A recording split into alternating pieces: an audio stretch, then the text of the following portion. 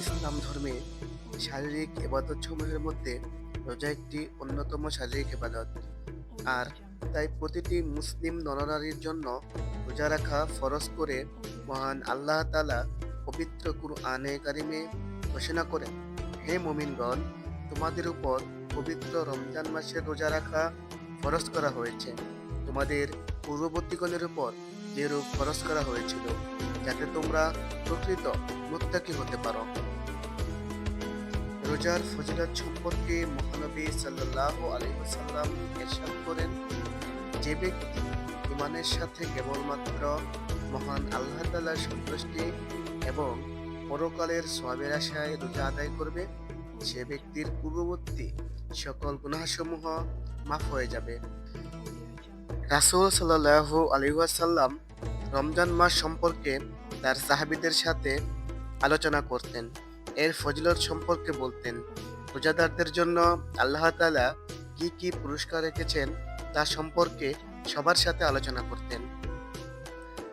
হযরত আবু হুরায়রা রাদিয়াল্লাহু তাআলা আনহু থেকে বর্ণিত, রাসূলুল্লাহ সাল্লাল্লাহু আলাইহি ওয়াসাল্লাম বলেছেন, তোমাদের উপর বরকতময় রমজান মাস আগমন করেছে। আল্লাহ তাআলা তার রোজাকে তোমাদের উপর ফরজ করেছেন। এই মাসে আসমানের দরজা খুলে দেওয়া হয়, জাহান্নামের দরজা বন্ধ করে দেওয়া হয়, শয়তানকে আবদ্ধ করে রাখা হয়। তাতে রয়েছে এমন এক রাত যা হাজার হাজার রাত থেকে উত্তম। রোজার গুরুত্ব এত বেশি যে আল্লাহ পাক নিজেই এর পুরস্কার দেবেন। হাদিস কুদসিতে আল্লাহ তাআলা বলেছেন, মানুষের প্রতিটি কাজ তার নিজের জন্য, শুধু রোজা ছাড়া। রোজা আমার জন্য, আমি নিজেই এর পুরস্কার দেব। আর রোজাদারদের মুখে গন্ধ আল্লাহ তাআলার কাছে মেশকের ঘ্রাণের চেয়েও বেশি সুগন্ধযুক্ত। রোজার কারণে আগের সকল গুনাহ মাফ করে দেওয়া হয়।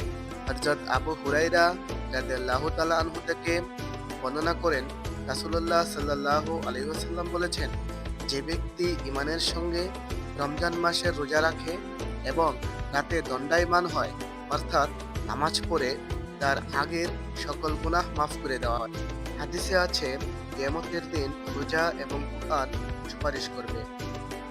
কুরআন বলবে, রাতে তাকে আমি ঘুমাতে দিইনি, আপনি তার ব্যাপারে আমার সুপারিশ কবুল করুন। রোজা ও কুরআনের উভয়েরই সুপারিশ আল্লাহ তাআলা কবুল করবেন। রোজাদারদের দোয়া কখনো ফিরিয়ে দেওয়া হয় না। অন্য এক হাদিসে মহানবী হযরত মুহাম্মদ সাল্লাল্লাহু আলাইহি ওয়াসাল্লাম ইরশাদ করেন, কিয়ামতের দিন অন্যান্য লোক যখন হিসাব নিকাশের ঝামেলায় ব্যস্ত থাকবে, সে সময়ে রোজাদারদের জন্য আরশের ছায়াতলে একটি দস্তরখানা বিছিয়ে দেওয়া হবে।